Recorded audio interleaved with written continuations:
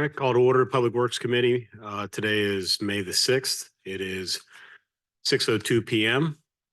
I have with me Mr. Reynolds, our city administrator, and Ms. King is on her way. Oh, there she is. Ms. King has now joined us.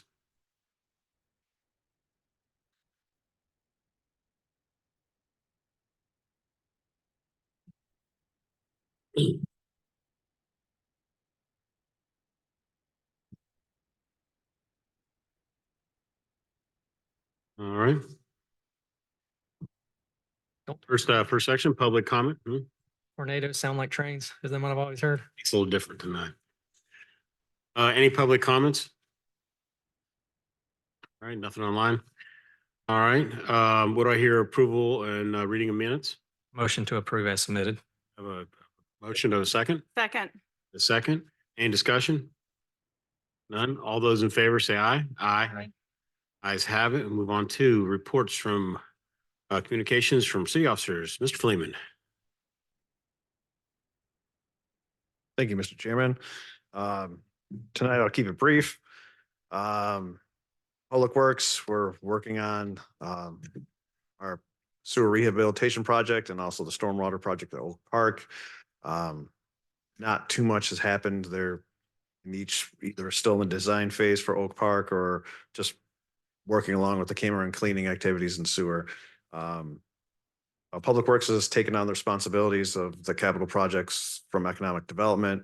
So I'll summarize those here. We have the boring project underway for the site security and upgrades at the cultural center. So the boring's underway. We started about a week and a half ago, pulling all new underground electrical. The boring crew should get out of there in about a week time, and then we'll have the electrician pulling all the cables, and we should have all the power upgrades done within the 2-month window allotted for the project. I got notified earlier today that on Monday next week, we're going to start the renovations to the front steps. The project's anticipated to take about a week. So by the time we meet for council later this month, they'll be completed. Like about 7 days of total work time. Public Works, we're going to close off a portion of the parking lot, make sure everything's safe and up to snuff. Notification's been provided to the cultural center. They are aware, and they will work with us to, get everybody through the side doors. We also had upgrades to the exterior lighting. We're about halfway through that project. They're still waiting on some of the power upgrades from Excel. Everything will kind of come to completion at the same time. So that's where we stand on all of our projects. Very good. Any questions? No questions. Okay. Thank you, Mr. Fleeman. Do you know how long it's going to take for the completion of the electrical upgrades? The whole process is slated to take 2 months, and we're actually a little ahead of schedule right now. Right. The outside portion. Yes. Okay. Thank you. So yeah, we've worked with a contractor, and we have plans because we are aware how important Amped Up is, and all of the equipment will disappear when Amped Up comes up and reappear as soon as when Amped Up is over. So we have a plan for that, and we won't be impacting the summer concert series in any way. Good. All right, any other questions? All right, there is no unfinished business. So new business. Yes. So what you have before you in your packet is a request to go through committee and council to make a positive recommendation to approve. I have it written as a sale of a property, but it's really, we're not selling the property. We're selling a temporary construction easement to the DOT as part of the Build a Better Butler program. In this case, track 21 is the cultural center grounds. And so the easement for the Build a Better Butler needs to extend further onto our property. And so this is a one-time construction easement, temporary construction easement that reverts back to our ownership once the project is completed. So we're not losing any property. We're just allowing the DOT to have this construction easement for the duration of the project.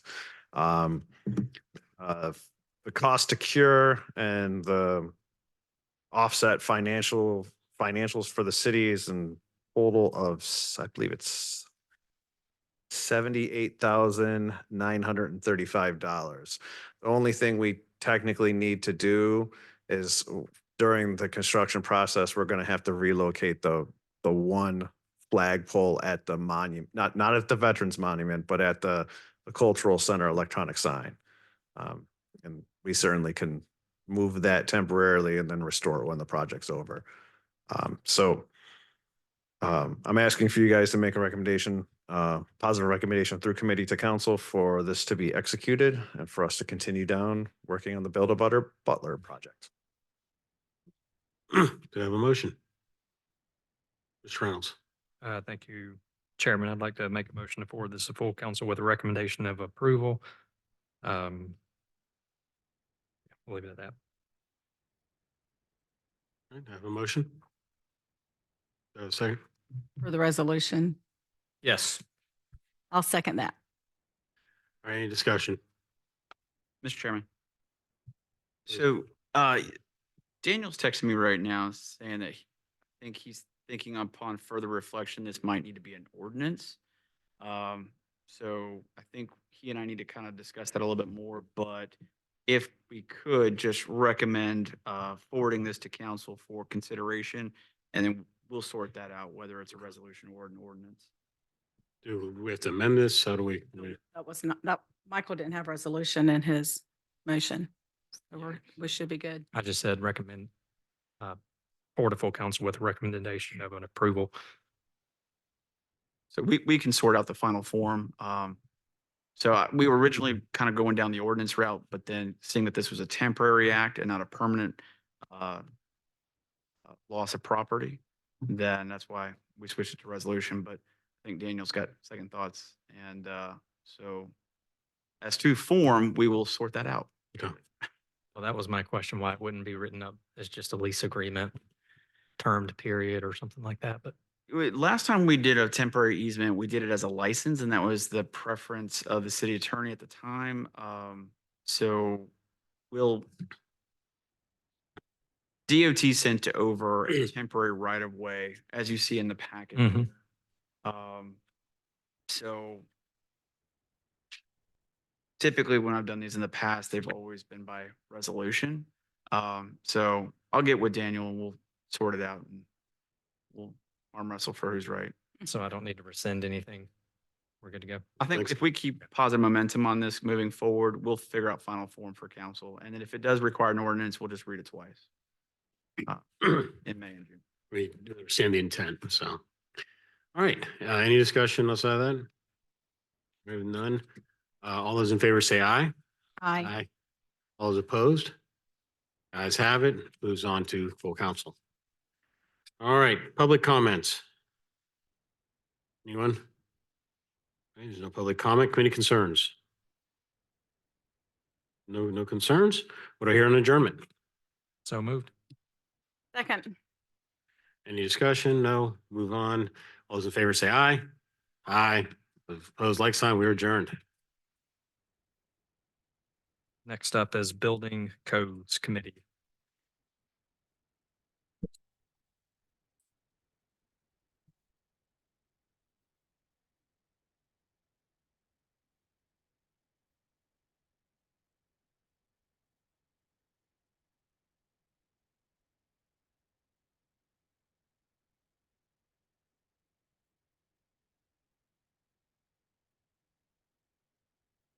You still?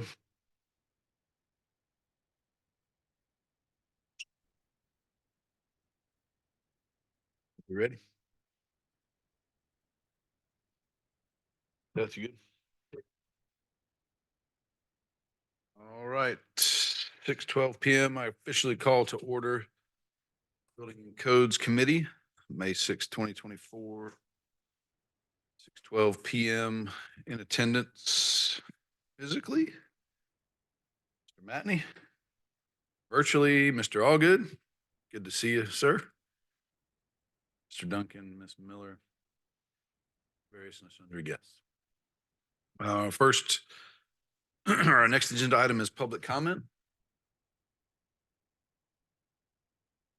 Hearing none, all right. What do I hear on reading and approval of minutes? So moved. Second. All right, moved in second. Any discussion? All those in favor, say aye. Aye. Aye. All right, carries on. Reports from city officers, Mr. Deerhog. Good evening, Mr. Chairman and committee members. For a report tonight, I have just a few highlights. They've finished the construction of homes in the Neely Village community, right on New Neely Ferry Road. That's a community with 69 townhomes. And they are rental units that rent for between $2,100 and $2,400 a month. Units with 3 bedrooms and 2.5 bathrooms. So we're excited for them that they've finished construction of that community. The rate that at which building inspections have been passed has been trending upward over the last couple of months. So we're excited to see that as well. We are trying to wrap up the business license renewal period of the year. The deadline was April 30th. We've had on the year so far, 718 businesses that have renewed their license so far. We're a little ahead of where we were at this point last year when that was 649. So we're glad to see that as well. And in addition to the business license that have been renewed, we saw 9 new businesses move into the city during the month of April. And then finally, I think Mr. Duncan has received some inquiries and concerns about some buildings that are abandoned, vacant, and are going down quickly in their quality and deteriorating. So we'll take a look and explore if there's some ways that we can help out with addressing that. You have anything you wish to add on that one, Mr. Duncan? All right, that's all I have for your update tonight. Any comments, questions from the committee? Frank, you good out there? I would ask if, David, if you could tell us just a little bit more about what the vacant buildings were referring to. I don't need a ton of detail at this point because it sounds like we're trying to hash out details, but if you could elaborate just a little bit more about what we're talking about. I'm going to ask Mr. Duncan to address that because I think he knows a little bit more about what some of the things he's heard on that are. Thank you, Mr. Allgood. So what we have is we have a number of buildings or structures within the city that are in a state at which they are derelict to some regard. In some instances, there's known owners who may be looking to rectify the situation. In some instances, there are unknown owners or unclaimed owners or out-of-state ownership. And the tools that we have through International Property Maintenance Code stop short of requiring remediation for certain circumstances. So there are tools that are out there, and we're looking to see what tools might be best. Is there room in the International Property Maintenance Code that we've adopted that would allow us to remedy the situation? Or if a structure remains in a dilapidated state, is there an additional tool that council could utilize in order to compel or require the property owner to prepare or to make repairs or upfits of the property? Thank you so much. Yes, sir.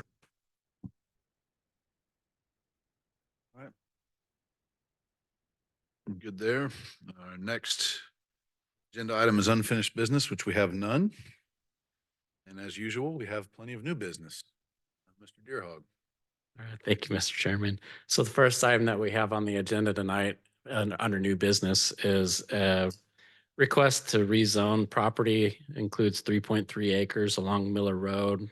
You might recognize this as the property just past Tato's Pizzeria.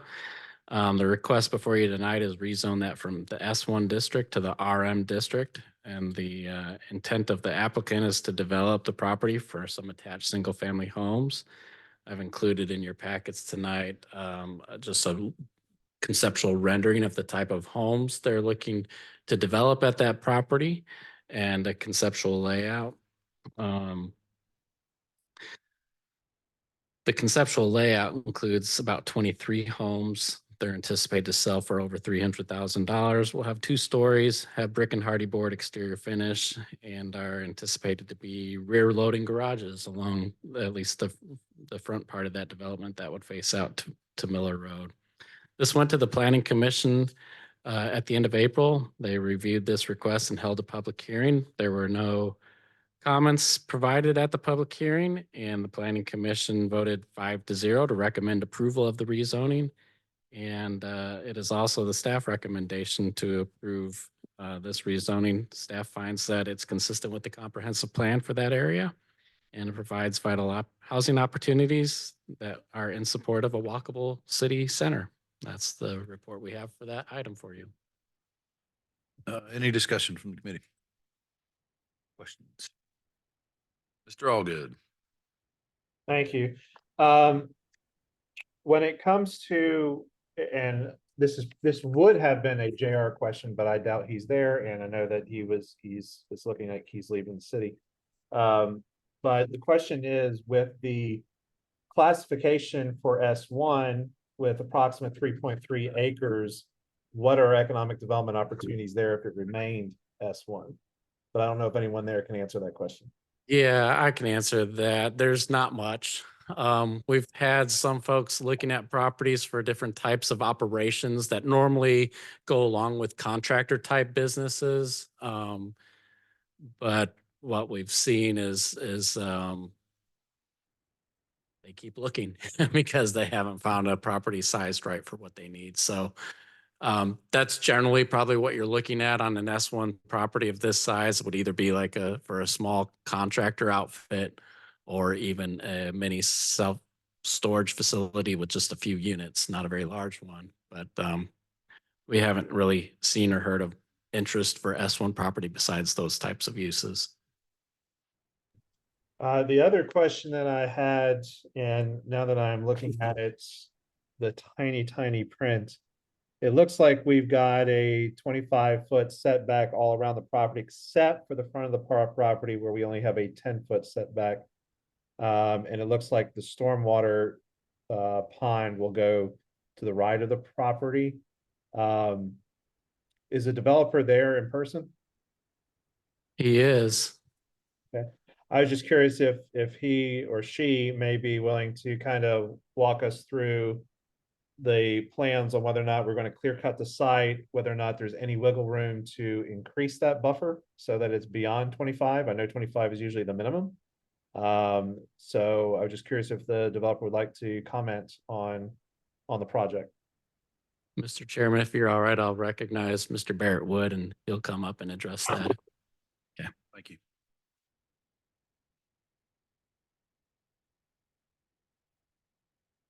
Hey, thank you for your question. Yeah, we certainly can look to alter the plans a little bit. You know, there is a little interesting factor with the cell tower. And what we found is there is a little bit of a cell tower fall zone that we have to adhere to. So we potentially, you know, could move that detention pond to the back of the property.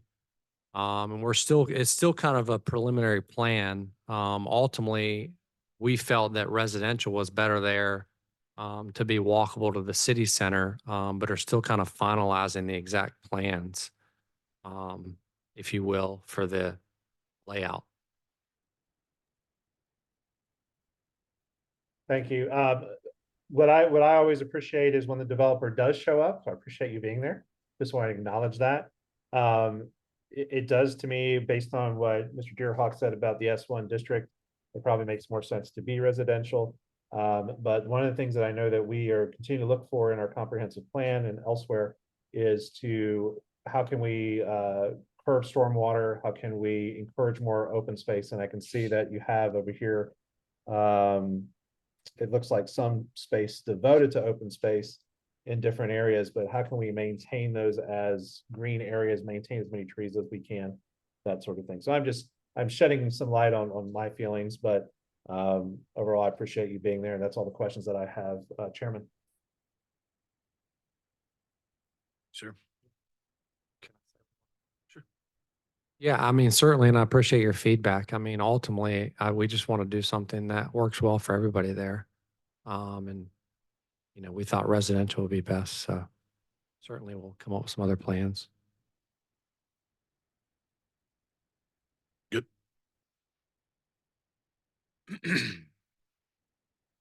All right, what a pleasure committee on this. Have a motion? Mr. Chairman, move forward to full council with recommendation of approval. Motion Second. and a second. All right, all those in favor say aye. Aye. Aye. Signed opposed, hearing none. All right. Non. Next one is an ordinance for annexation of the property owned by the City of Mauldin on Adams Mill Road. Dog. Thank you, Mr. Chairman. So these next two items are petitions for annexation, and you'll notice that they are both petitions for property that is owned by the city.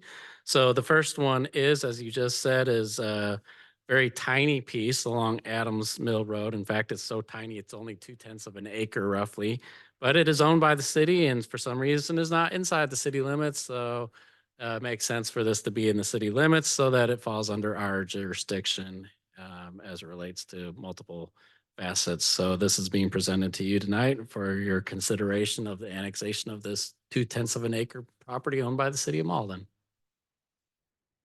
Thank you, sir. Questions, discussion? Mr. Chairman, move forward to this full council with recommendation of approval. Second.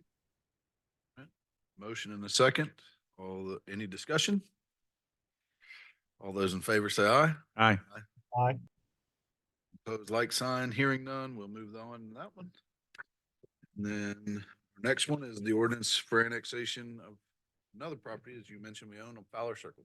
All right, so this is a portion of the property right next to Sunset Park that the city owns. When the city acquired that property, the back part of it was already in the city limits, but the front part was not. So we'd like to rectify that as well at this time and present this to be annexed into the city so that the entire portion is inside the city limits. This specific portion right now that's outside is 10.6 acres. Questions or comments? Mr. Chairman, move that we forward this to full council with a recommendation of approval. Second. All right, have a motion for forward for approval and a second. All those in favor? Aye. Aye. Those like sign. Hearing none, moving on. All right, finally is an amendment to the Mauldin Land Development Regulations establishing procedures for subdivisions to invoke the pending ordinance doctrine. Mr. Deerhog. Thank you, Mr. Chairman. So this text amendment is to the land development regulations, and the main focus of this text amendment is to provide some criteria that the Planning Commission can use as they review requests for new subdivisions. Currently in the land development regulations, the only guidance that they really have as it relates to new subdivisions is that they consider the recommendation of staff, city staff, as well as the recommendation of the Greenville County Subdivision Advisory Committee. And beyond that is absent of giving them any guidance as to what they should be looking for in new subdivision requests. And so as they are beginning now to review subdivisions that I would say are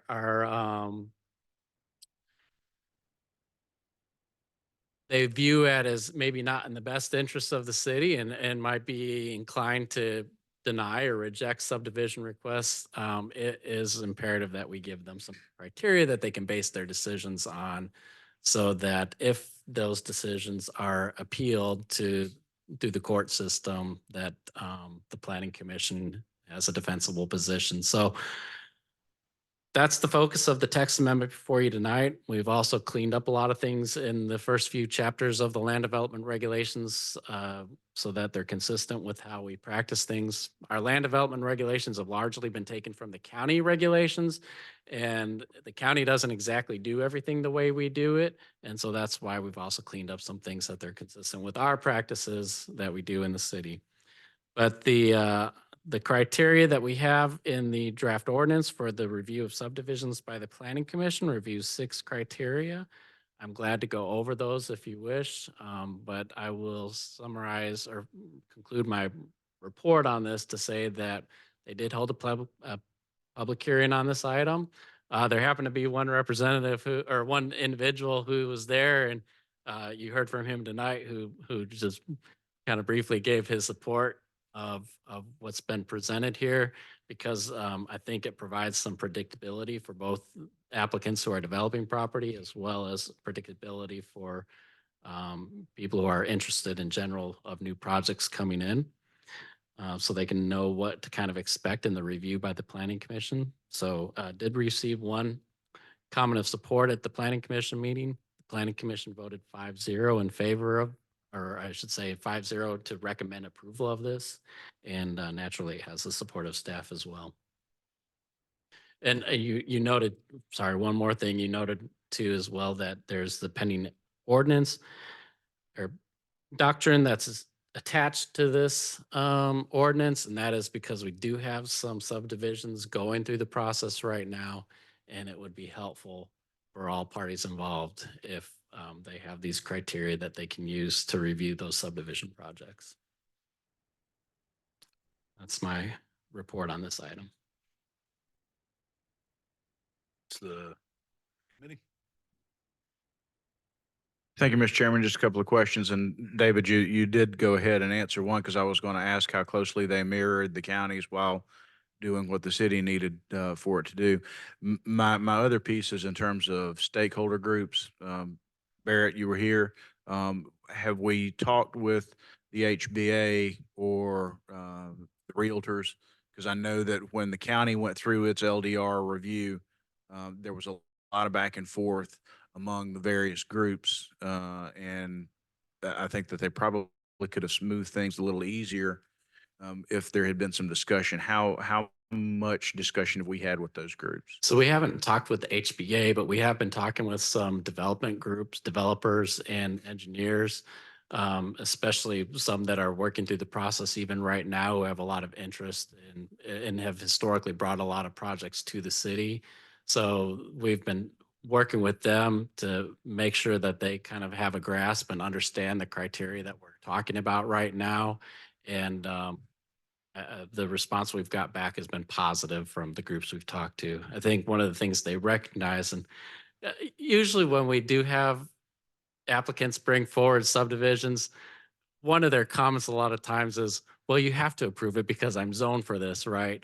And that's not necessarily the case of how it is, but I think what we've done here for them is kind of taken aspects of the city's regulations, standards, and policies and kind of painted it in a way that this is what the expectations and what the standards support. This is what the Planning Commission is going to review for, is to make sure you're still consistent with those things and the intent of our regulations. So it's been supported with the groups we've shared that with so far. And with the invocation of the pending ordinance doctrine, does that apply to those developers or those developments that already have projects in the pipeline, so that they know what the new regs would be? And is there any sort of moratorium on new developments until this is dealt with one way or another? So yes to the first and no to the second part of your question. Yes, it will. They'll use these criteria in reviewing the projects going through the pipeline right now.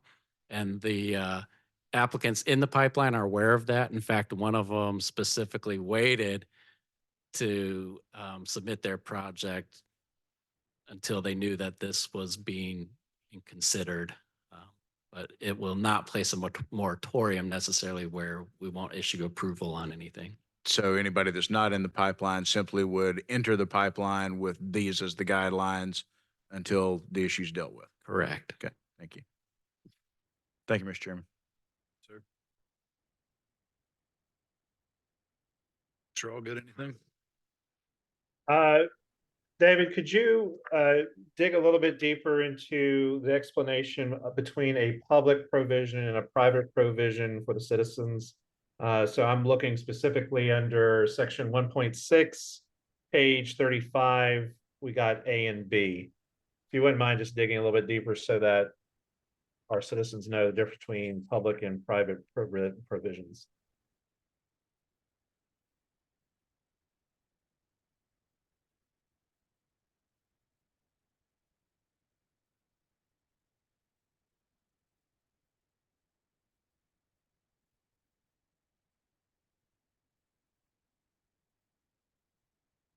So this section is primarily addressing where there may be conflicts with these regulations and other standards and regulations.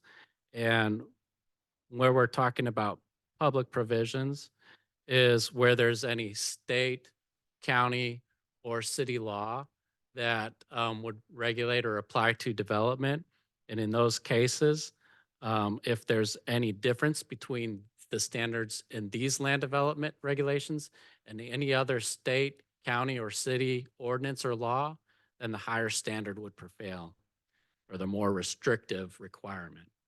In the case of private provisions, we are primarily talking about where maybe there is like a homeowners association that abide by covenants or something of that sort, and where there are conflicts between covenants and restrictions and these land development regulations, then sorry, I'm just reading through, make sure I state this correctly.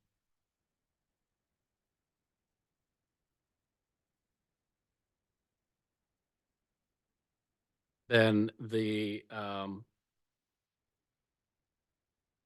more stringent will apply, basically. Thank you so much. I appreciate that. And then one other quick question. On page 37, under 1-10A general, it says it shall be the duty of the official designated by the city administrator to enforce these requirements and to bring any violations of these regulations to the attention of an appropriate authority. Is there a reason why it is somewhat vague in terms of the person? Like, do we need to have someone's role in that already established, or are we totally cool with having the city administrator decide on who that point person would be? The reason for that language is just because sometimes positions change over time, even, you know, the names and duties of positions may change over time. So this stays out of that. For example, right now, code enforcement is handled under police department. If at some point code enforcement was also administered under business and development services, then we don't have to worry about going back and finding all these little standards that we have to change to update according to that. So the intent of this is just to give a blanket coverage. It's who the city administrator designates, and that can change from time to time. Thank you very much. That's all the questions I have, Mr. Chairman. Thank you, sir. You did mention that there are projects that will be impacted. Correct. We have 2 right now that are going through the pipeline, and the intent is that as they are getting ready to be presented before the planning commission will review them in the context of these review criteria. And they're aware, right? They are. Good there. We have a motion. Move we forward to council with recommendation of approval. Second. Motion and a second. Any more discussion? All right, all those in favor say aye. Aye. Aye. Hearing none. All right. Thank you, committee. Moves us on to our second public comment section. There. All right. Committee concerns. Mr. Allgood. Thank you. I meant to ask this question and I didn't, but I am just curious. With the Fowler Circle property, I believe that was the property. The public hearing was held at T Motion, which is a private entity. I haven't seen us have a public meeting at a private entity outside of a church, or usually they're held at the library or the cultural center. I was just curious as to why it was held at T-Mobile, or not T-Mobile, T-Motion. Just seemed odd to me. But I forgot to ask that question. That's pertaining to the rezoning, and as part of a rezoning application, before they submit their application, the applicant is required to hold a neighborhood meeting where they can just kind of review with any neighbors who are interested about what they're um, petitioning to rezone their property for. And so a lot of times that is held at the library, or sometimes we've even had a cultural center. But in some occasions, like this occasion, those spaces were not available. So the applicant was able to find another event space where he could host that. And our requirements don't restrict as far as whether it's in a public space or private space, as long as it can accommodate people who are interested. Yeah, and that really wasn't necessarily my concern. The fact that it was public or private, was the fact that it was a greater distance from the property itself. So if it's not held at a public facility, to have it at a private facility that is not within the vicinity of the project, I just wonder if, I mean, obviously you went through the proper channels. I'm not questioning that at all. It's just, I think it's nice when we can to have that public comment as close to where the project is going to be. Great. So, that's my thought.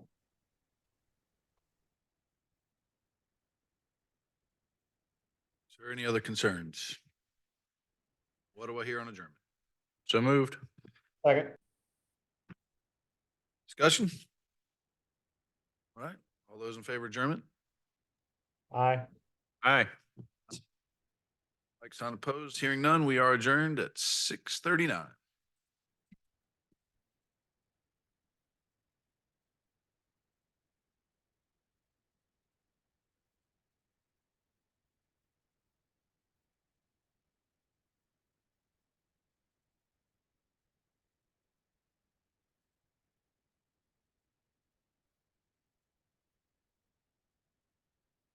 Yeah. All right, I'm gonna go ahead and call the Recreation Committee to order. The time is 6:40. Members present are myself, Chairman Allgood, as well as Mr. Steenback. Chairman Allgood asked that I run this meeting since we are in the flesh, and it makes a little bit more seamless transition when the chairperson is remote. So first order is call to order, recognition of members present. Mr. Bart Cumlander, our rec chair, our rec department head, is in the facility and ready for his report as well. First item we have on the agenda is going to be public comment. Hearing and seeing none, we're going to move on to reading and approval of minutes. Make a Motion to approve as submitted. Your chairperson spoke before you, You got and it got all across the digital cyber world first. So I have a motion to approve the minutes as submitted. Do I have a second? Second.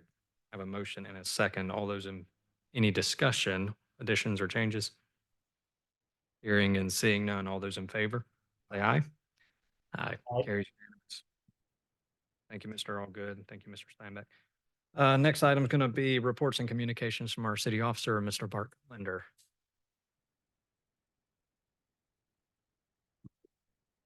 Thank you, Mr. Reynolds. Hope everybody's doing good tonight. Give you kind of some updates on some of our projects that we've got going on. We'll first start off with the PARD grant that we're doing at Pine Forest Park. We have ordered the benches. Some of the benches have been put together. Our staff is trying to help Public Works put those benches together. So me and Andre and some of the staff are going up there on our off time and just putting those together. So You're obviously videoing this and posting on social media. I am. It's pretty comical. So especially with Andre trying to bend down to get that stuff put together. So, but we're kind of doing it as a team bonding type thing. So it's been good. So we're under on that project so far, so, we're gonna have it, punched out. I talked to Mr. Duncan this morning. We'll have it, and have all that punched out by the end of June this budget year. So we're hopefully have that, complete. Also, our Golden Strip tournament, we call it Golden Strip because it used to be Simpsonville. It's still Simpsonville, Fountain and Mauldin. Now we have Greer is invited as well. And so that's all our age groups, starting coaches pitch to 12. And I believe right now, softball will be hosted in Simpsonville, but it could be back in Mauldin because they've had one of their athletic folks have had some heart issues, so they're down some staff there. So me and the rec director have been talking, and we may host the girls softball here as well. Our flag football SCAP tournament is June 8th in Rock Hill. So we'll have 3 teams up there. So we rotate years. I think last year we had it here, and it goes back to Rock Hill this year. So we'll be doing that. And also we're going to have some rentals with some travel baseball, probably June and July. Our season will be complete. The parks will be open. So don't like sitting those things to be just sitting idle, try to bring some revenue in the city. We had a tournament this past weekend. It's called Mini Coopertown, and basically they did it for some of the kids that can't afford to go to Coopertown. It's a real neat event. If you sit around the house and want to Google Coopertown, it's for 12-year-old kids. You have to be 12 by May 1st, and they go up there for a week. And so they approached me about doing a little fundraiser for some of the kids that, parents having a hard time struggling to go. It's about $1,500 to $2,000 to go per child. That include the lodging for the parents. So this is the money that they made will go to the kids to help pay for their go to that trip. So it was a real good thing. We also had a flag football tournament, not a tournament, but a rental this weekend, Saturday. It was at Springfield Park as well, and it was a good turnout for that. And it was basically a flag football showcase for middle school kids. Our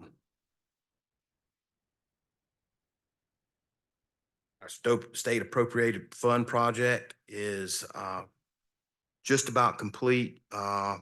Matthew today, his staff ripped up the remaining walking trail. We've done that kind of in pieces. Just as the funding would come in, we would do that. We haven't since I've worked here is taken it all the way up to the ground, taking the old asphalt up. So just layering it back over and over it. So we've taken that up. That's going to be starting either mid next week. In the next 5 to 10 days, that project will start on that. But majority of the project is done. The roofing, bathrooms, the flooring, new water fountains downstairs, and the doors on the front and going inside the gym. The outside doors going into the gym have been replaced. The other ones are on order. We may have a little money left over to do the outside doors facing the basketball courts on City Park. So they're all original. That building was built in 1989, and so they're all original. And so they've kind of taken a beating over the years. So we're going to try to look to maybe replace them if we have some money left over. So we'll try to use that money up. It's been really helped the looks of the building, and we had to do that on one of the oldest parts of the building, which was built in 1980. We had some bad boards up underneath the roof, and so glad we did that because we would never found it till we took the roof off. And so the sports center is going well. So all y'all know the new equipment will be coming in May 21st. And so I've talked to the fire chief, which will be getting some of the equipment to take to the new station. He's going to lend to some of his folks. And I've also talked to Matthew, and we're all going to jump on that day and try to get all that stuff out while they're bringing the new stuff in, and only be closed for, one day for sure.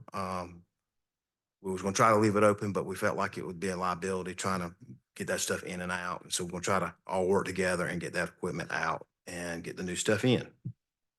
So if y'all have any questions about what I went over tonight, I'll be glad to answer. More cross department collaboration. We're all a fan of that. Mr. Allgood, do you have anything right off the bat? I do not, thank you. Thank you, Mr. Steinbeck. Just really quickly, I just want to say thanks and appreciation for the fact y'all trying to get that done as quickly as possible. I think it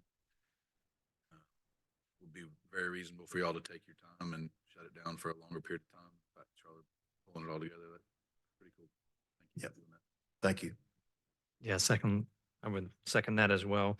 I'm glad to hear you're working with some of the local groups to try to bring travel ball to the city of Mauldin. You know, I've been a longtime advocate of using those fields weeknights and weekends. And anybody who has any kids in any rec sports knows that every restaurant within a mile of any field that we have would appreciate um, getting kids to those fields. And on the drive home at 8:30, and there's literally nothing at house. You're looking for every Chick-fil-A.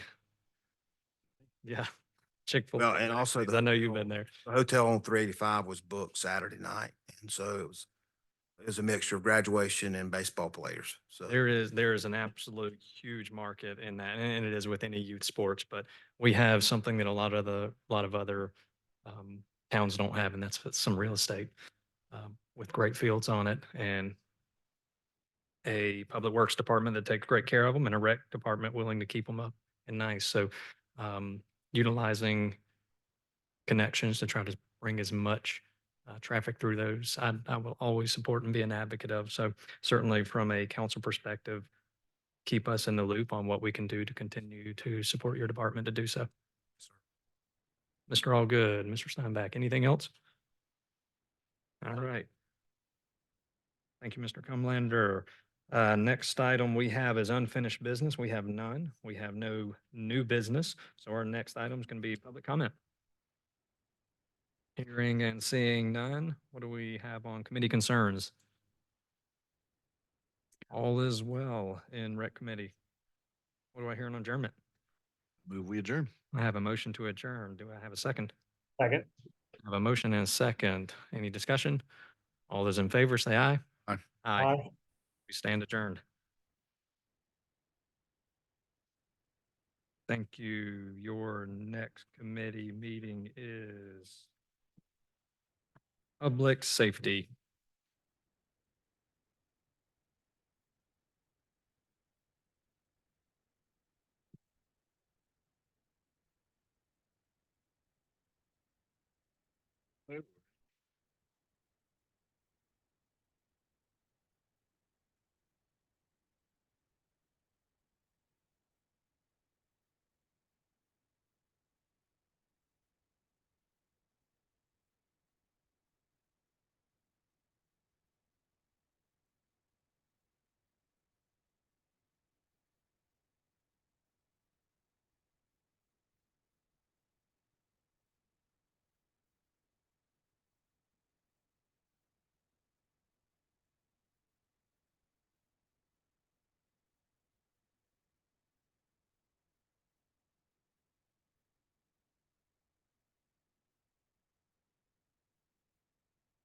All right, we will call the fourth committee meeting of the evening to order. It is 6:50, May the 6th, Public Safety.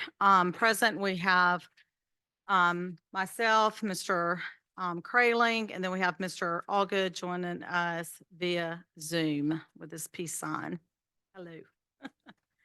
We have our police chief, our chief, almost at our my finance days flashback on me almost included y'all, so. All right, first, opportunity for public comment. Seeing none, hearing none, we'll move on to reading and approval of the minutes for March the 4th. Make a motion to approve the meetings from March the 4th. Have a motion to have a second? Second. Second, Mr. Allgood. Any discussion or corrections to the minutes? Hearing none, all those in favor of approval of the minutes for March the 4th, say aye. Aye. Aye, none opposed, motion carries unanimously. bring us to reports and communications. Chief McCollum is up first. And I hate that Mr. Cumlander skipped out. I was going to tell him you stole part of his thunder, so you can strike one item from your list. Which of I'll the still get to. equipment. Thank you, Madam Chair, members of the committee. I'll make this short, but first off, I'd like to thank each and every one of y'all for y'all's support and help for our open house. It was a very successful event. Thank y'all. Just an update, we actually got the cascade system put in last Thursday, so it is installed and operational at our new headquarters. And as Bart Cumberlander said, that we're getting the weight equipment, we're actually going over there on May 20th, moving that equipment over to our facility pieces we're going to use. That's my report. Any questions for Chief McCollum? Great job by everyone involved with the grand opening of the new headquarters. It was a great day. Thank you. Thank you. Good. Our clerk of court, are you filling in for her? Semi-filling in. for her. Okay, it's hard to fill in for her. It absolutely is. And so she did provide a report that we put it in the packet as well, but a couple items she asked me to just highlight that the budget is on target or above, and they'll continue to monitor as they get closer to the end of the fiscal year. A big change that you'll notice out in the lobby is that the windows are being opened up with the existing windows, or the sheetrock's been removed. So you can see the existing windows and some of those changes that they are putting in or are going in. And the front window is now ADA compliant for transactions as well, which has been great. So they're hoping to have everything done there in the next 8 weeks or so. And then lastly, she wanted to mention that they'll have an intern starting. His name is Carson. He'll be starting next week. He'll have to go through SLED security and awareness training for him to be able to handle records. And really, he's just going to be helping out, doing some filing, I believe some shredding of documents too, just around the office type of help. And she appreciates that. And then, as always, she appreciates support and openness for ideas, and look forward to seeing you all in later this month. That's it. All right. Thank you, Mr. Duncan. Any questions related to judicial? All right, we're good there. We'll move on to Chief Miller. Okay, Mr. Crayling, Mr. Allgood. Looking over there, but Mr. Allgood. I've just got a few things to go over for this month. In the past 2 years, we've had free access to Flock, which is a license plate reader system. It's actually, our access is fixing to be ended. Basically, what any agency in the United States that has a Flock system, we can go on there if we have reason to believe that a suspect vehicle or something is going through their jurisdiction, and we can put the type of vehicle in. We don't even have to have the tag in, and it'll pop it up. We've had two incidences on some high profile cases in the past that they've been caught on camera leaving the city going towards Greenville. We look at partnering with Flock in the future and hopefully getting some in the city. That way we can use it for a investigative tool for high profile crimes like that, but we also can use it for prevention, such as if somebody comes in and somebody with that tag has got a warrant on them and it's attached to that tag, it's going to alert us and it's going to tell us where it's at and everything. We can go forward. Also, that would lead over into the Condor system, which is a system that we could use at the parks, and we could have it set up to, if at certain times if somebody's going toward the bathroom, because we've had the destruction of the government property out there. And so that would alert us, and we can catch them possibly in the act or right around that area. The youth camp, we're not going to be able to have it this year. I know it's near and dear to a lot of people's hearts. We've been doing it for years, but with Greenville County changing the school year, and that put a hurting on us. And then also in the past, we've only had one school in our area that's had summer school, but every school, all the elementary schools, the middle school and the high school. And I think they're going to actually have a satellite thing at the culture, or at the career center. That's it, at the Career Center where they're gonna be doing, the summer school there. That's gonna be most of the month of June. And then well, it'll be during the whole month of June, and then going into July, you got July 4th, and then you got the SROs have to go to a, conference to be recertified. So we're looking at different times throughout the year with the new calendar to hopefully have it again in the future. But with that being said, we may in the future want to revisit our contract with Greenville County, seeing as how they're using the SROs more, helping us with assistance with the pay on them since they pay approximately 50% for SRO. The Citizens Academy, we are going to have that. Currently, we're having a reserve class. We're partnering with Greenville County and Simpsonville Police Department. We're putting that on. We've got one for Mauldin. We got several for Greenville County and several for Simpsonville. Basically what that is we're putting them through all the certification, and it's somebody that'll come and during their free time and everything and assist with calls and everything. We've had a citizen or sorry, reserves in the past. We've currently got one, but we haven't had any in a long time, but we're starting to revamp that asset. National Night Out, due to some issues going on in October. It's going to be August the 6th this year, and Madden said it's going to be bigger and better, which each year he does a good job at it. But that's all I've got for right now. Any questions? Any questions? Mr. Allgood? What's going on in October that's preventing us from October versus doing it August 6th for National Night Out? We've got a few things. I think he's got some things. I'm not exactly sure what they are. Also, he was talking about in October that we didn't have the interest as we do in August. That's all I've got. Thank you.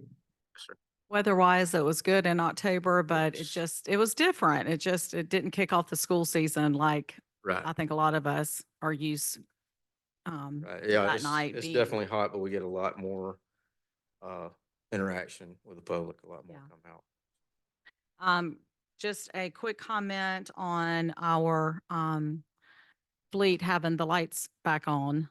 I've heard nothing but positive comments on that. So thank you for putting that back out there. I think that's a positive thing. And again, everyone that I've talked to has had positive things to say, and it We- usually doesn't happen, all positive.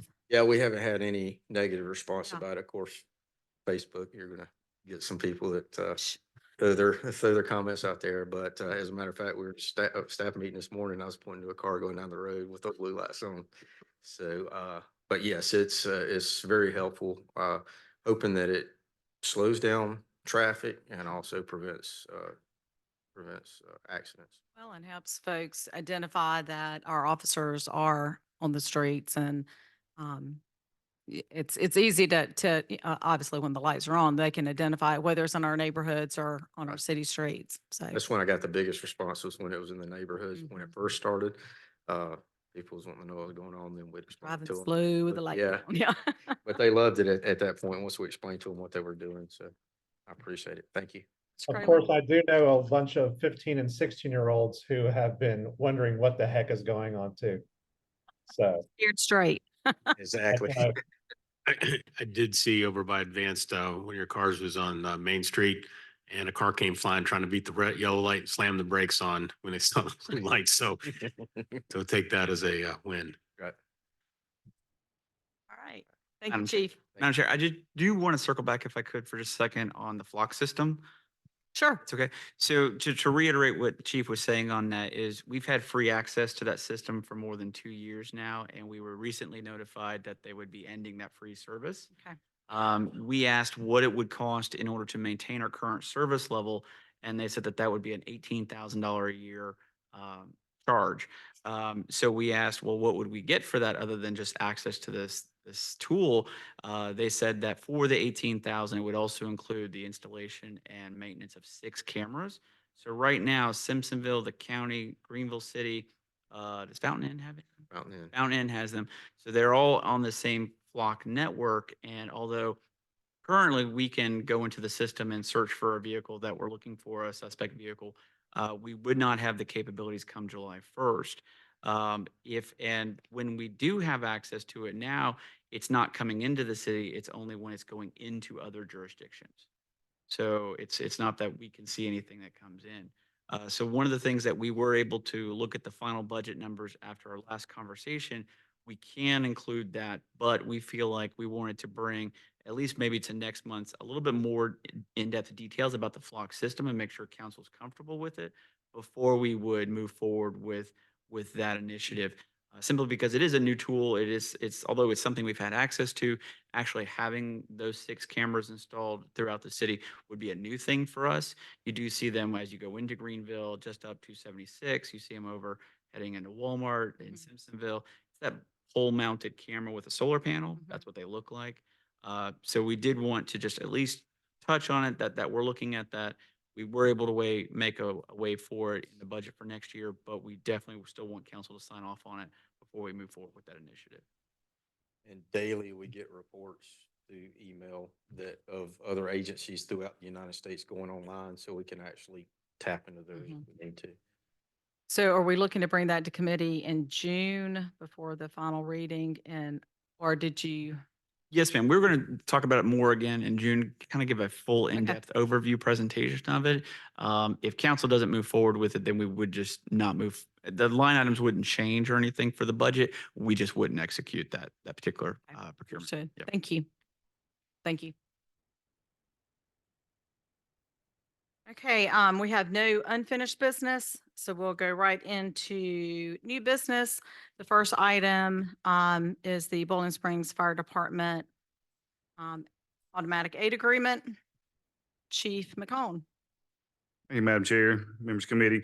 Staff is requesting that for y'all to submit it to council for approval to have an automatic aid agreement with Bowling Springs Fire District in Greenville County. And auto aid is automatically dispatched. So if they have, it's on certain calls. So if it comes in as a structure fire, whatever, we're automatically dispatched. Instead of having them call and request, it's on our MDT through the CAD system. Automatically, whoever closest is going to be dispatched to that unit. Make a motion to send the full council the auto aid agreement with the Bowling Springs Fire Department, Fire District for approval. Thank you, Mr. Carlin. Do I have a second? Second. Second, Mr. Allgood. Are there any questions or discussion? I just have one to start and hopefully that's it. But the only question I have is this a agreement that we've had before or is this a brand new agreement? This is a brand new agreement. We always do every year, do the Greenville County, with the Greenville County Mutual Aid Agreement. This is a automatic aid agreement with Bowling Springs. Okay, and then the only follow-up that I have is I see in there that it's bolded very much so, the use of 10 codes shall be prohibited. What does that mean? I don't know what that means. Plain text. We don't use like I said, 10-5 is gonna be en route here. We don't use that. We say en route. They just don't use 10 codes. Got it. That's all the questions I have. Thank you, Mr. Allgood. And thank you for including the map. That was the best part. To visually be able to see the city and then the areas outside the city that we have mutual aid with. All right, we have a motion and a second. If there's no further discussion, all those in favor of forwarding to full council the aid agreement with Bowling Springs Fire District, say aye. Aye. Motion carries unanimously. Stay put. Fire service area millage increase. Chief. That's actually going to be me. Oh, that's you. I was pointing at him, telling him he's on the hook for that one. So essentially what we have here, ma'am, in committee is we had previously been talking about in our budgetary discussions with regards to asking for the county to increase the fire district millage, fire service area millage by 3 mills in order to pay for 3 new firefighters, which will allow us to deploy those QRVs.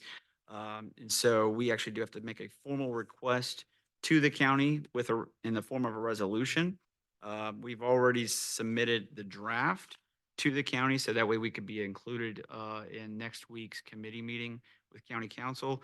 But essentially what this is saying is that in order to apply or to request that, you also have to do a 5-year capital and operations plan. So we've included that as well, which basically just articulates to the county what we anticipate doing this year and our projections for the next 4 fiscal years with regards to operations. And then our capital that we have as part of our 10-year capital, we included the next 5 years for them with that as well.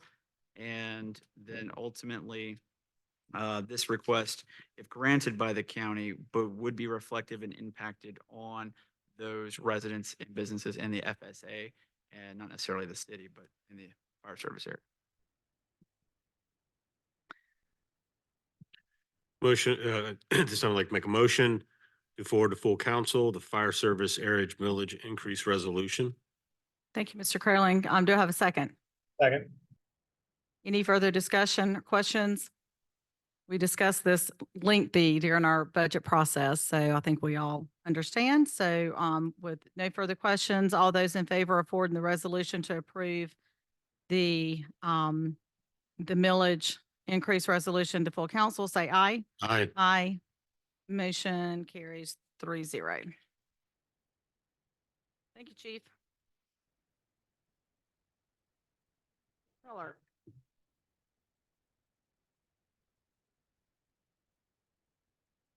You taking this one? Okay, yep. Okay. It's pretty, Alright. yeah, it's pretty Okay. self-explanatory if you read the Yes. packet, so yes. I got two things on this, one summary. One of them is, Sergeant Krause, took the dog to the vet due to some complications, and the vet has written a letter that it's about time to retire Maverick due to his hips. He's getting him in the early stages of dysplasia, and we don't want to keep extending it. Also, so he will not be requesting another K9, because since everything that's been going on, he's decided to go in a different field or different area of law enforcement, while still at the police department. But right now, we currently, with Maverick, we have 3 K9s in service, and with him retiring, that will drop us down to 2, and that'll just add a lot of extra stuff to the other 2 handlers and the K9s, such as like all-out search warrants, arrest warrants, drug searches, tracks, demonstrations, and other things like that. I'd come up with 2 proposals. One of them was a fully trained K9, which is going to be about $18,000, and it will be a 4-week handler course.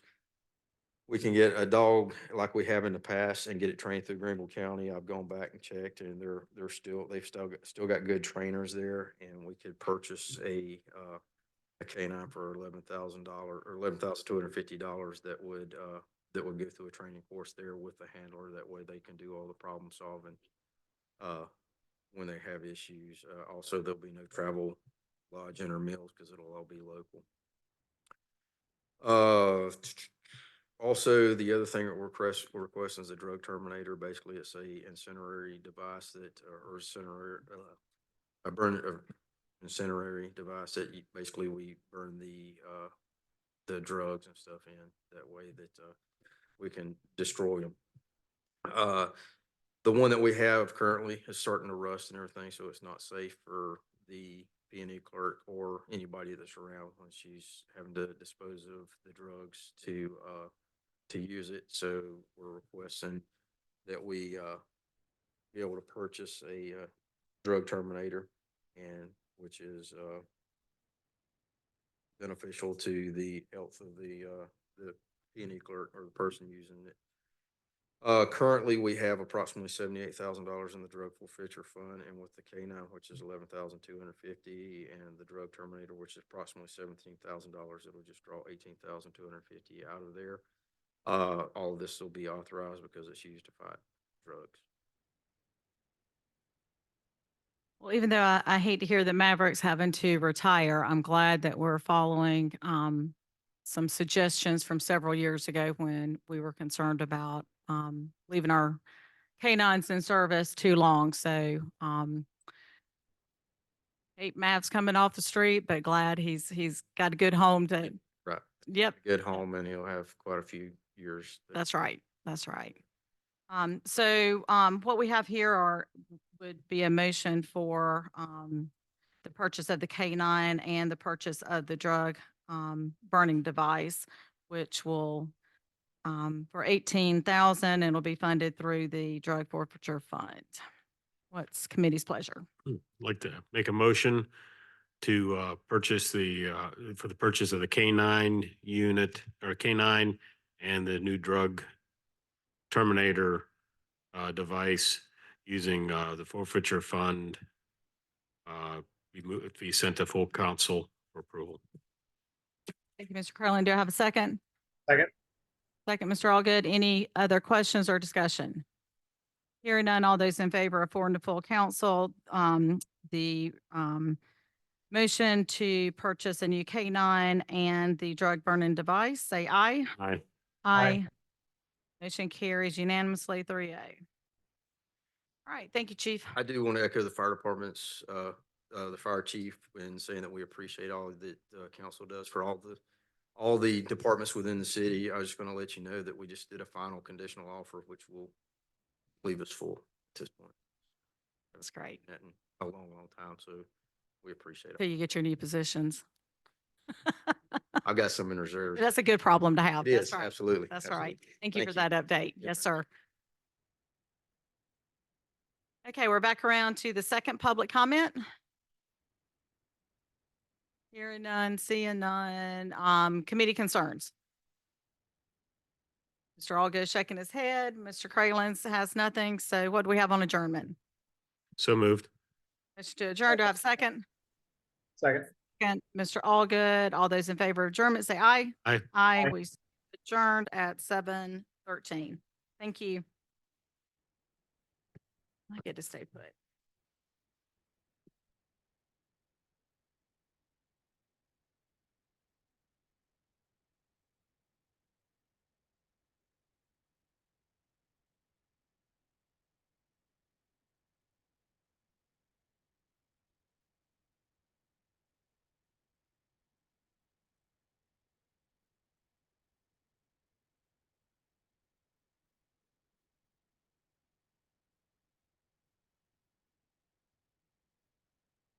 All right, I'd like to go ahead and call this Finance and Policy Committee meeting to order. The time is 7:15. Members present are myself, Michael Reynolds, Miss Carol King, and Mr. Taft Matney, as well as various audience members, our city administrator, Mr. Seth Duncan, and our finance director, Miss Holly Abercrombie, as well as our Director of Human Resources, Mr. Mark Putnam. Thank you all for being here with us this evening. A couple of items to go over. We've got call to order. We've got public comment as our second item. Hearing and seeing none. We got a reading and approval of minutes. These are for the Finance Committee meeting minutes, February 5th, 2024. What do I hear on those? Move for approval as presented. I have a motion for approval as presented. Do I have a second? Second. I have a motion and a second. Any other discussion? Hearing and seeing none. All those in favor of approval say aye. Aye. Carries unanimous. Meetings minutes stand approved. Next item is going to be City Administrator, Mr. Seth Duncan, reports and communications. Thanks, sir. Just one thing I wanted to kind of mention real quick. Well, actually, two things. First of all, you may have seen in last week's weekly report, wanted to highlight the project list by the Greenville County Capital Project Sales Tax Program. The list was released, and we've compiled and gone through what we had submitted and what others in the community have submitted as well, and have found the projects that are going to either impact directly or indirectly the city. So in tier one, so they broke this down on across 4 different tiers, and their way that if this is approved by voters in November, the way that they would fund these is they would fund all the projects and complete all the projects in tier one, then move to tier 2, then tier 3, then tier 4. And so I'm glad to report and excited to report that a lot, if not all of our resurfacing requests are being handled in the first 2 tiers. So that's great to see. But in tier 1, we have the intersection improvement at Forester Drive and Hamby Drive, then resurfacing of Holland Road, Hamby Road, Bartlett Street, Banger Street, Angor, and Fargo Street. And then in tier two, resurfacing list includes Bridges Road, Adams Mill Road, Old Mill Road, Huntington Circle, Watley Circle, Maple Drive, and Crestwood Drive. Then in tier three, we have a capacity widening and resurfacing of Fowler Circle, and then resurfacing of North Golden Strip Drive and Log Shoals Road. And then tier four is the intersection improvement and widening of Ashmore Bridge Road. And so this project list will be finalized here soon at the county. The county council will still need to adopt a referendum for it to appear on the ballot this November. If it does, we will play only an informational and educational role as a city, just letting folks know about the projects, answering questions if there are any, but we will not be advocating for or against as an official policy. So with that, I wanted to just make that list to everyone known, and we will continue to update council as that initiative at the county moves forward and informing and providing information as necessary. And the event that was held at the senior center last week was, I thought, rather successful. We had a small turnout, but it was a quality turnout with individuals coming to learn more about the projects that are going to impact the surrounding area. We had a great media coverage to kind of talk to what's going on and what the initiative is all about. So we will continue to help educate and inform the public throughout this process. And then the other thing I wanted to mention was I had mentioned at a budget workshop, strategic planning workshop, can't remember which now, the idea that after the recent resignation of J.R. Charles, I wanted to ask council just for some patience as we look to see what's the proper structure and form of that position going forward. So one of the things that really was kind of made clear during that conversation and was become very evident since then is that we are really focusing on creating that assistant city administrator position and then looking at how that fits within our current structure, our org chart, but then also what changes or considerations council should think about when it comes to a new, how that position sits in, what's the effect on committee structures, and the ripple effects thereafter. And so we're still looking at that. We're still drafting out the job description. We hope to have that back before council here soon. But just wanted to let you know where staff's focus is right now when it comes to that position and what we're doing. The duties, as Mr. Fleeman had mentioned earlier, have been somewhat split amongst essentially three people, myself, David Deerhog, and Matthew Fleeman. We're all tackling different aspects of that, and we'll continue to do so in the near future or for the foreseeable future until we fully flush this idea out and council's approving, or if council says, no, y'all went in left field on this one, let's just circle back to what we were doing. But that's where we are at this point on that evaluation process. Thank you, Mr. Duncan, on that. On that note, I appreciate anytime there's staff changes at the management level. I appreciate you taking the opportunity to reevaluate what fits best for the city now, currently, the climate that we're in, as that is constantly changing. So from a management level, I can appreciate that you're reevaluating and trying to be strategic in how you move forward with that position. I can speak for myself in saying, I'll support you down that road, and then we'll bring it before council and talk about what makes most sense for the city and tell you if you're way out in left field. On a side note, I do appreciate you had some buzzwords that I appreciate on the county plan for information purposes only, not an endorsement by the city. Certainly, it would be remiss for us to not put together a comprehensive list when asked to do so. So again, I appreciate you saying that is not an endorsement, but certainly just a chance for us to put projects out there that the county asked for us to do. And we will look forward to the county, what decision they make, as well as the voters on what decision they make moving forward with that referendum. That's all I have. Any questions from the committee for Mr. Duncan? Very good. All right, next one up is going to be Ms. Holly Abercrombie, our finance director. Good evening, ladies and gentlemen. It is quickly approaching that time of year. Can't believe it's already May. The budgets look good for this time of year. Revenues still continue to be pretty strong. And we'll be working over the next 2 months to finalize everything and, get you a number in hopefully late July.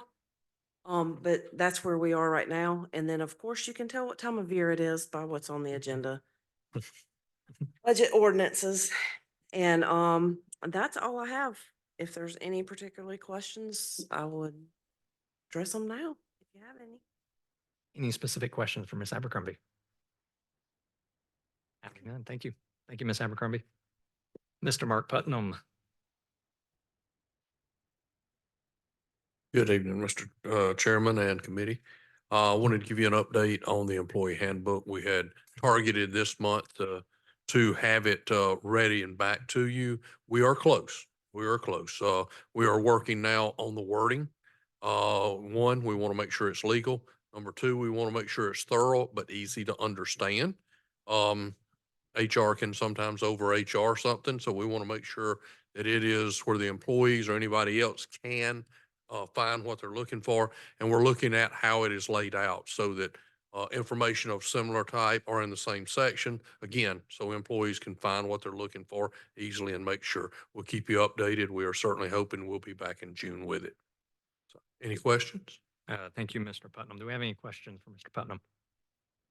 All right, we may have given him too much time to evaluate. I think there were 3 or 4 changes and then it got bigger. So that may be my fault. Sorry about that. Thank you for all your hard work on that. Hearing no questions for Mr. Putnam, we look forward to seeing that in July-ish. Okay, next up, we have unfinished business. We have none. Our next one's going to be new business. This is the budget amendment. This is something that our city did not used to do. What we would normally do is have these giant expenditures and revenue things come up monthly, and we do these adopting ordinances monthly. But what has happened over the last few years, at least the last few years that I've been on, is we've compiled a running list of expenditures and projects and revenues that may not have been originally budgeted, and compiled that into one list and are doing now one budget ordinance at the end of the year. All of that is in your packet there. Ms. Abercrombie or Mr. Duncan, you want to take it, run down it real quick, or any questions, comments, concerns from you? No, I just wanted to point one thing out, that we will do a little bit unorthodox or a little bit different than we've done in the past. The numbers, are in there, which are great. But, being that it's a budget, we do have to have a public hearing on it. Since we have the public hearing scheduled for FY 25 budget this month, we went ahead and scheduled the amended, 24 budget for next month. So next year we'll sequence it a little bit differently, but when we got to at this point, we had realized that that was just the way it was going to fall this year based on where we were at this point. So, Okay. so then just FYI on. But as far as the numbers go, there's nothing that should be unusual or shocking in there. Obviously, we did receive $5.5 million in legislative grants this year, so that was unanticipated when we wrote the budget last year. And then we had some capital expenditures related to the new roof here from some hail damage. And then some other expenditures with regards to revenues that we received last year that we approved early on in the fiscal year to from the capital fund and from the general fund. And all of those are accounted for. And that's it. Okay.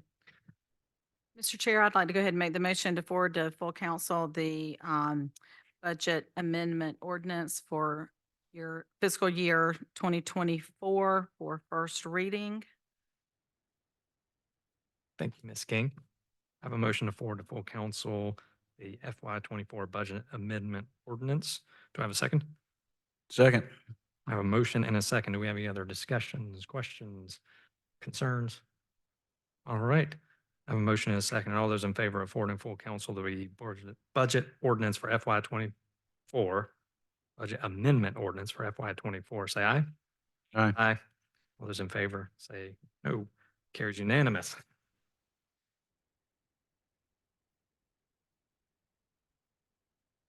Very good. Okay, next item we have is going to also deal with the budget, and this is a big one. This is the fiscal year 2024, 2025 budget. Before we go down this one, I do want to again say, I know I said it in the budget workshop, but how much I appreciate both staff as well as council, mayor and department heads for the hard work that that is put into this budget. I know that some of this work is done at a, at the level where we're here. Some of the work is done thinking about it at night or when we're doing our regular job or making phone calls or questions and comments and concerns. So there's a lot more work put into it than what you just see before you had the budget workshops, which we had 3 of, all very productive and all, um, again, everybody putting thought in and just appreciate everyone's attendance as well as thought in how we built this budget.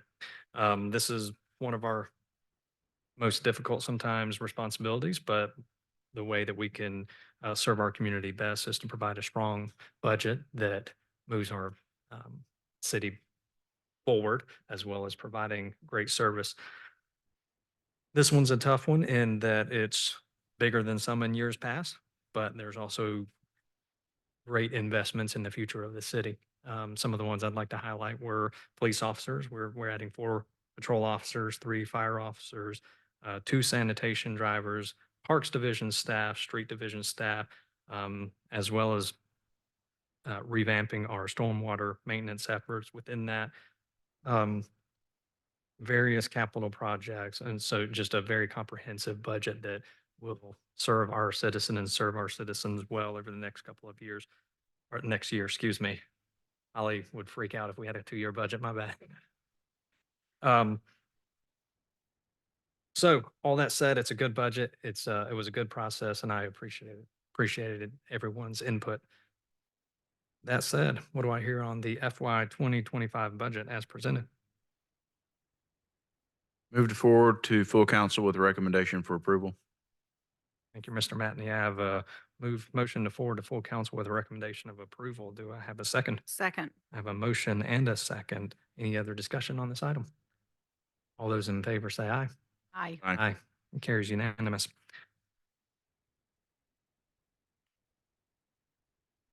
Thank you, committee. That is all we have on that one. Next item is going to be public comment. Do we have any public comment for this committee? Hearing and seeing none, we have committee concerns. Hearing and seeing none. What do I hear on adjournment? I moved. I have a motion. Do I have a second? Second. I have a motion and a second. All those in favor say aye. Aye. Aye. Carries unanimous. Thank you, committee. Last committee meeting for this evening is going to be EPD. Mr. Matney will chair that one and fly through it, I assure you.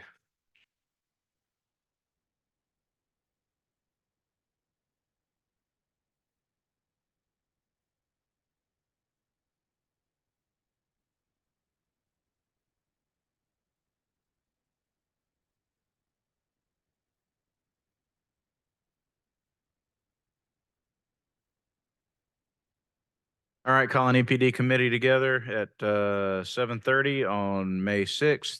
Everybody's here that needs to be here. First public comment. What do we hear on reading and approval of minutes? We have a motion. Do we have a second? We have a motion from Mr. Steenbeck, second from Mr. Kraling. Is there discussion? Hearing none, all in favor say aye. Aye. Opposed? The ayes have it, and they are adopted as presented. Reports, communications from city officers. Mr. Duncan. Yes, sir. So just wanted to update the committee real quick. We've got some great events coming up. So for those who don't know, the Mauldin Theater Company is currently on its last show of the season, which is Disney's Little Mermaid. I actually attended this past weekend, thought it was a fantastic show. If you haven't checked it out, check it out. Tickets are still on sale, but they are going fast, very fast. So as we all know, the Amped Up Fridays is about to kick off later this month with the Swingin' Medallions. We'll be doing Friday night concerts every night until July 26th. I do have a sign-up list for council members to do the introduction. So for those who are new to this, you can sign up for a night. And yeah, Mr. Steenbeck, there you are, sir. And you'll be able to get on stage and welcome everyone, welcome the crowd, and sign up. And so I ask that you, if you can tonight, go ahead and commit to a date, so that way we can go ahead and get you on the schedule. We also have a couple other great things coming up. We have a Juneteenth event on June 22nd. We have Bridgeway 5K June 1st. Then we also have as I already mentioned, we've got some summer camps coming up at the Cultural Center. And also, if you hadn't checked it out, the new mural by Leadership Gold Trip has been placed on the back wall. as previously discussed, and want to thank everyone for coming out for the Mauldin Blues and Jazz Festival. It was a great event, and we had a great turnout. Last thing I was going to mention was the steps, but Mr. Fleeman took care of that, and he took care of the grounds as well, the Culture Center. That's my report for tonight, sir. Any questions for Mr. Duncan? All right, we have no unfinished business, no new business. We're going to our second public comment period. Hearing none, do we have committee concerns? Hearing none, what do I hear on adjournment? So moved. Second. Motion and a second. Is there discussion? Hearing none, all in favor say aye. Aye. Opposed? The ayes have it. We're adjourned at 7:32. I was gonna point out concerns that I felt singled out and attacked by Mr. Duncan. Oh,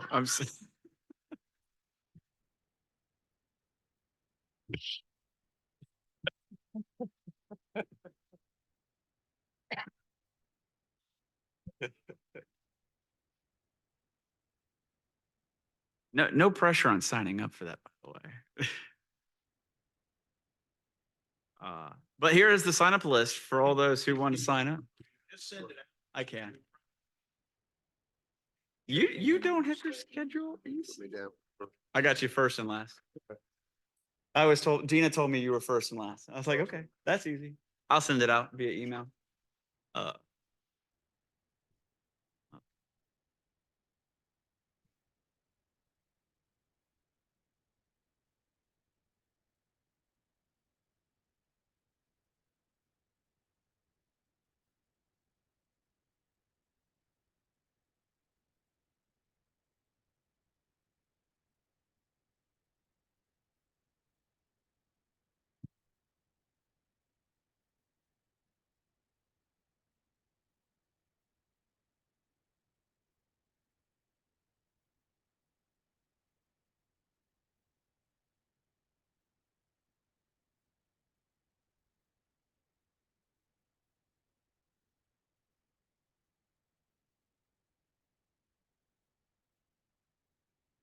Mr. Allgood, normally the rotation would be you for the invocation and pledge. Would you rather we do it in-house or are you okay?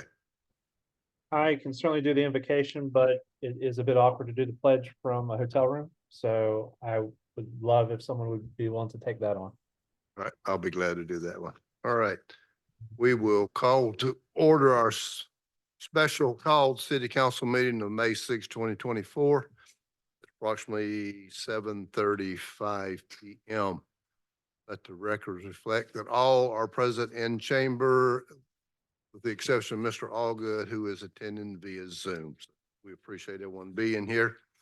Also our city administrator and Miss Cindy, who keeps us all straight. Appreciate her being here, and various members of the audience.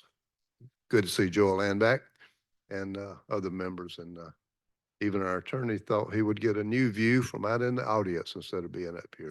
Appreciate it, Daniel. Thank you for being here. With that being said, Mr. Allgood, I'll defer to you for our invocation, if you would, please, sir. Thank you, Mayor. If you will bow with me.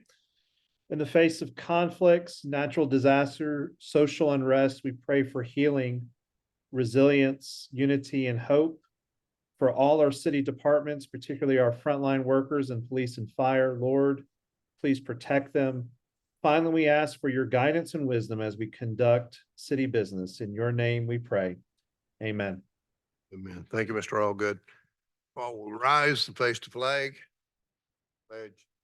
I pledge allegiance to the flag, United States of America, to the republic for which it stands, one nation, under God, indivisible, with liberty and justice for all. Thank you, council. Thank you.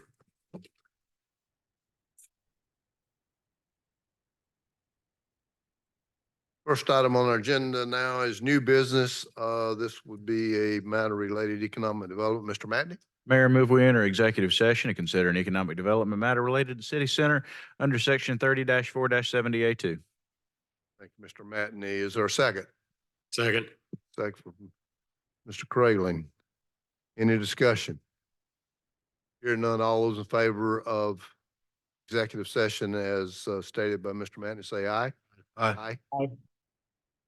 Yeah, motion is unanimous. We will adjourn to upstairs. And then be back shortly. Thank you.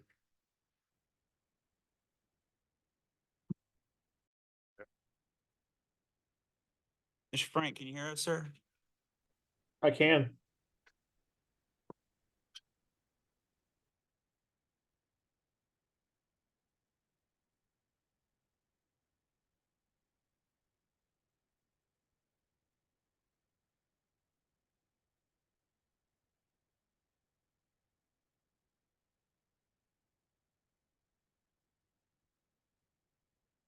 All right, we are returning to council chambers at approximately 8:30 PM. I would ask Mr. Matney if he would like to report out. Thank you, Mayor. Coming out of executive session, 8:28 PM, no decisions were made, no votes were taken. Thank you, Mr. Matney.